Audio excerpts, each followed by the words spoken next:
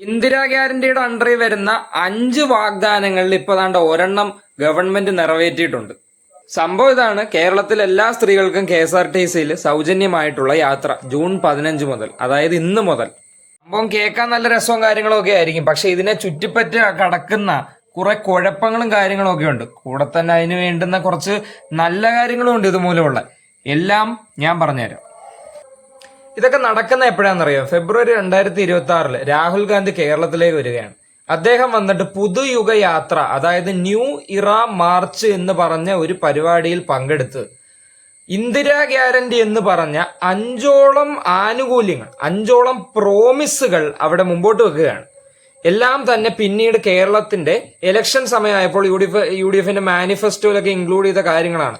അതിലൊന്നാണ് ഈ KSRTCയിൽ സ്ത്രീകൾക്ക് സൗജന്യമായ യാത്ര നൽകുന്നു എന്നുള്ളത്. മാനിഫെസ്റ്റോ 2026 പറയുന്ന പാർട്ട് 3 സെക്ടർ ബൈ സെക്ടർ അനാലിസിസിന്റെ അണ്ടറിൽ വരുന്ന വുമൺ ആൻഡ് സേഫ്റ്റിയിൽ ഒരു ഫ്ലാഗ്ഷിപ്പ് സ്കീം പോലെയാണ് ഈ പറയുന്ന free travel for woman in KSRTC എന്ന് UDF കൊടുത്തിരിക്കുന്നത്.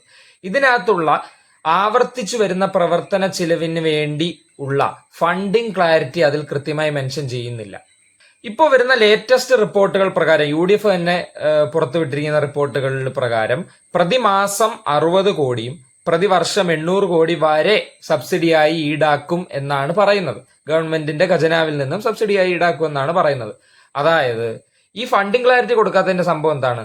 അതായത് മറ്റേതെങ്കിലും ഒരു വകുപ്പിൽ നിന്ന് ചിലവ് കൂട്ടിയോ കുറച്ചോ, അതായത് കൂടുതൽ പണം നമ്മളിൽ നിന്ന് ഈടാക്കിയോ മാത്രമേ ഇത് നികത്താൻ സാധിക്കുള്ളൂ. അത് ഈ ഇങ്ങനൊരു ഇന്ദിരാ ഗ്യാരണ്ടിയിൽ ഇങ്ങനൊരു സംഭവം, ഇങ്ങനൊരു മാനിഫെസ്റ്റോയിൽ ഇത് മുന്നോട്ട് വെച്ചപ്പോൾ തന്നെ നമുക്കറിയാവുന്ന കാര്യമാണ് അങ്ങനെ എന്തെങ്കിലുമൊക്കെ ചെയ്താലേ പറ്റൂ എന്നുള്ള കാര്യം. അപ്പൊ ഞാൻ സബ്സിഡിയുടെ കാര്യം പറഞ്ഞല്ലോ ആദ്യം തന്നെ. ഈ സബ്സിഡി എന്തൊക്കെയാ കവർ ചെയ്യേണ്ടതെന്ന് അറിയാവോ? KSRTCയിൽ ജോലി ചെയ്യുന്ന എല്ലാവർക്കും വേണ്ടുന്ന സാലറി, അതിൽ നിന്ന് റിട്ടയർ ആയി പോയവർക്ക് വേണ്ടുന്ന പെൻഷൻ, പിന്നെ മെയിൻ്റെനൻസ്, റിപ്പയർ, അങ്ങനെയുള്ള കുറെ കാര്യങ്ങൾ, ഇതൊക്കെ കവർ ചെയ്ത് പോകാൻ വേണ്ടിയുള്ള സബ്സിഡിയാണ് പറഞ്ഞത്.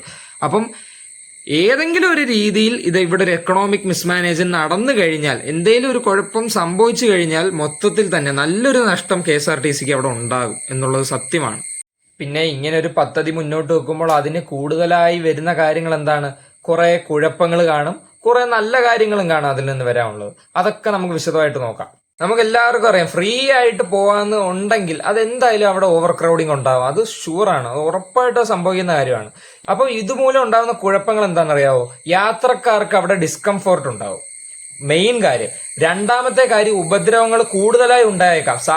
സാധ്യതകൾ കൂടുതലാണ്, സാധ്യതകൾ മാത്രമാണ് പറയുന്നത്, കൂടുതലാണ്. പിന്നീട് അനുചിതമായ പ്രവൃത്തികൾ, അതിപ്പം ക്രൗഡഡ് അല്ലാത്ത ബസ്സിൽ പോലും അത്തരം പ്രവൃത്തികൾ കൂടുതലായിട്ട് നമ്മൾ പലപ്പോഴും കണ്ടിട്ടുണ്ട്.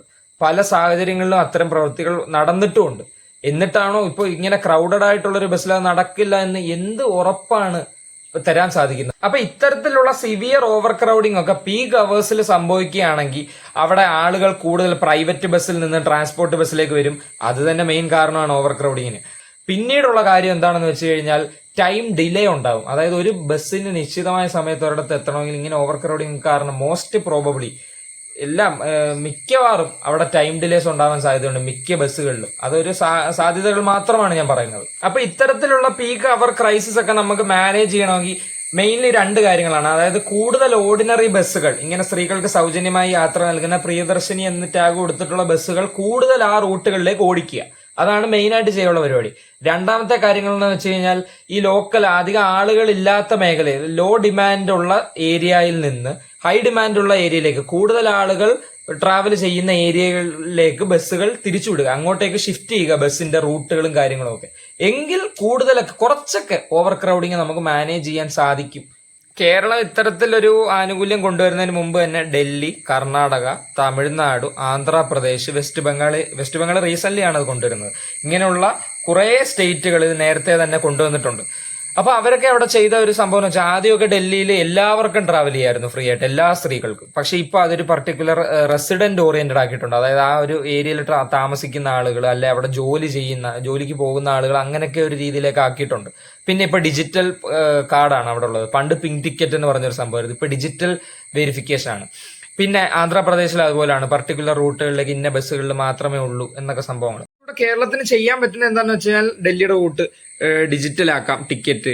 പിന്നെ എല്ലാ സ്ത്രീകൾക്കും ഇങ്ങനെ കൊടുക്കാതെ ഒരു എന്താ പറയുക, ആ ടിക്കറ്റ് ഉള്ളവർക്ക് മാത്രം ഈ സൗജന്യമായ യാത്ര അതാണ്. അപ്പൊ അങ്ങനെ ഒരു ഇത് വെച്ച് കഴിഞ്ഞാൽ എല്ലാവരും വെറുതെ ഇങ്ങനെ ട്രാവൽ ചെയ്യുന്നതിലും മാറ്റി നിർത്തിക്കൊണ്ട് നമുക്ക് ഒരു ഓവർ ക്രൗഡിങ് കാര്യങ്ങളൊക്കെ കുറയ്ക്കാനായിട്ട് സാധിക്കും. അപ്പം ബെനിഫിറ്റുകളിൽ മെയിനായിട്ട് ഞാൻ പറയാൻ ഉദ്ദേശിക്കുന്നത് എൻവയോൺമെന്റൽ ബെനിഫിറ്റ് ആണ്. അത് പരിസ്ഥിതി മലിനീകരണത്തെ കുറയ്ക്കും എന്നുള്ളതാണ് മെയിൻ കാരണം. നമ്മൾ കാർ പൂൾസ് ഒക്കെ കണ്ടിട്ടുണ്ട്. അപ്പൊ അത് ഇംപ്ലിമെന്റ് ചെയ്യുന്ന പോലെ തന്നെ പല പ്രൈവറ്റ് വാഹനങ്ങളിൽ പോകാതെ ഒരൊറ്റ പബ്ലിക് ട്രാൻസ്പോർട്ടിൽ കുറെ പേര് പോയി കഴിഞ്ഞാൽ അത് ഒരു പരിധി വരെ മലിനീകരണത്തെ കുറയ്ക്കും. പക്ഷെ അവിടെ സേഫ് ആൻഡ് സെക്യൂർ ആയിരിക്കണം എന്നുള്ളതാണ് പ്രൈമറി കൺസേൺ. അത് തന്നെ ആയിരിക്കണം പ്രൈമറി കൺസേൺ.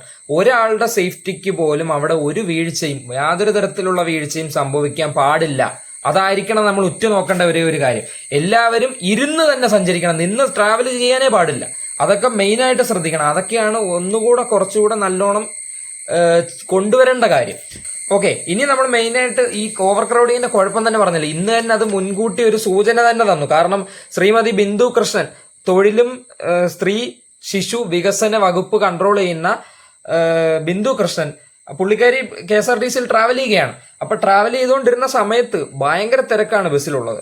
ആ സമയത്ത് ആരുടെയോ കയ്യിൽ നിന്ന് ചൂട് പായസം പുള്ളിക്കാരുടെ തലയിൽ വീഴുകയാണ്. അതെന്തോ ഭാഗ്യത്തിന് മുഖത്തൊന്നും വന്നില്ല, കുറച്ചൊക്കെ വന്നുള്ളൂ, തലയിൽ അങ്ങ് വീണു. കാരണം അത് വളരെ വലിയൊരു കുഴപ്പമാണ്.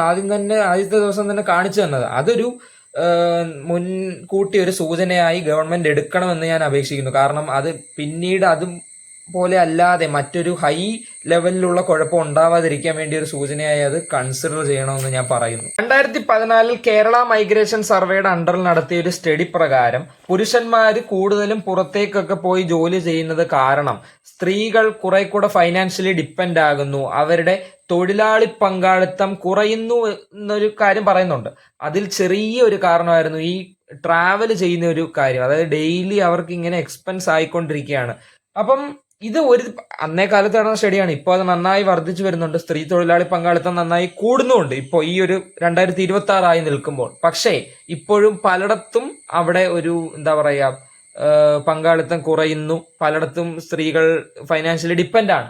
അതൊരു രീതിയിലൊക്കെ എംപ്ലോയിഡ് ആയിട്ടുള്ള സ്ത്രീകൾ അൺഎംപ്ലോയിഡ് ആയി ജീവിക്കുന്ന സാഹചര്യങ്ങൾ വരെ ഉണ്ട് ഇപ്പോൾ. അപ്പൊ അതൊരു പരിധി വരെ ഈ ട്രാവല് പബ്ലിക് ട്രാൻസ്പോർട്ട് അത് സഹായിക്കുന്നുണ്ട്. കാരണം ഡെയിലി അവർക്ക് ഫ്രീ ആയിട്ട് പോകാം. ഇപ്പോൾ അങ്ങനെ ഒരു ബെനിഫിറ്റ് കൂടെ ഉണ്ട്. അപ്പോൾ ഓവറോൾ പറഞ്ഞു കഴിഞ്ഞാൽ ഇത് വളരെ നല്ലൊരു ആശയമാണ്. ഇത് വളരെ പെട്ടെന്ന് തന്നെ ഇത് മുന്നോട്ട് വെച്ചത് കൊണ്ട് തന്നെ അതിന് കുറെ റിസ്ക് ഫാക്ടേഴ്സ് ഉണ്ട്. അതൊക്കെ ഒന്ന് പോളിഷ് ചെയ്ത് നന്നായി ഇത് ഇംപ്ലിമെന്റ് ചെയ്യുകയാണെങ്കിൽ നല്ലൊരു കാര്യം തന്നെയാണ് ഈ കൊണ്ടുവന്നിരിക്കുന്ന സംഭവം. കുറച്ചുകൂടെ വയോജനങ്ങൾക്കൂടെ പ്രാധാന്യം കൊടുത്ത്, അല്ലെ പുരുഷന്മാർക്കൂടെ പ്രാധാന്യം കൊടുത്ത് എല്ലാവർക്കും ഒരു ഇക്വാളിറ്റി പോലെ കൊണ്ടുവന്നാൽ അത് നല്ലതായിരിക്കും. പിന്നെ പുരുഷന്മാർക്ക് സൗജന്യ യാത്ര കൊടുക്കാത്ത എന്തെന്ന് മെൻസ് അസോസിയേഷൻ ഒരു ചോദ്യം നമ്മുടെ മുഖ്യമന്ത്രിയുടെ മുമ്പിലേക്ക് വെച്ചപ്പോൾ അദ്ദേഹം പറഞ്ഞ കാര്യമാണ്, പുരുഷന്മാർക്ക് സൗജന്യമായി യാത്ര നൽകി കഴിഞ്ഞാൽ പൈസ വീട്ടിലെത്തില്ല, മറിച്ച് അത് തിരിച്ച് ഗവൺമെന്റിന്റെ ഖജനാവിൽ തന്നെ വരുമെന്ന്. അതെന്തർത്ഥത്തിലൊക്കെയോ അദ്ദേഹം ഉദ്ദേശിച്ച് പറഞ്ഞതാണ്. പക്ഷേ ഇത് കുറച്ചുകൂടെ പ്രിലിമിനറി സ്റ്റേജിലാണ് ഈ ഒരു ആശയം, ഈ ഒരു പോളിസി ഇവിടെ നിൽക്കുന്നത്. അത് കുറച്ചുകൂടെ ഒന്ന് മെച്ചപ്പെടുത്തി എടുത്തു കഴിഞ്ഞാൽ വളരെ നല്ലതായിരിക്കും. അപ്പൊ ഇത്രയാണ് എനിക്ക് എന്റെ അഭിപ്രായത്തിൽ പറയാനുള്ളത് ഈ ഒരു സ്ത്രീകൾക്ക് സൗജന്യ യാത്ര കൊടുക്കുന്നു എന്നുള്ള ഈ ഒരു പദ്ധതിയെ പറ്റി. എന്തായി തീരുമെന്ന് നമുക്കറിയില്ല. എന്തായാലും നന്നായി, എല്ലാം മുന്നോട്ട് പോട്ടെ. ഓക്കെ.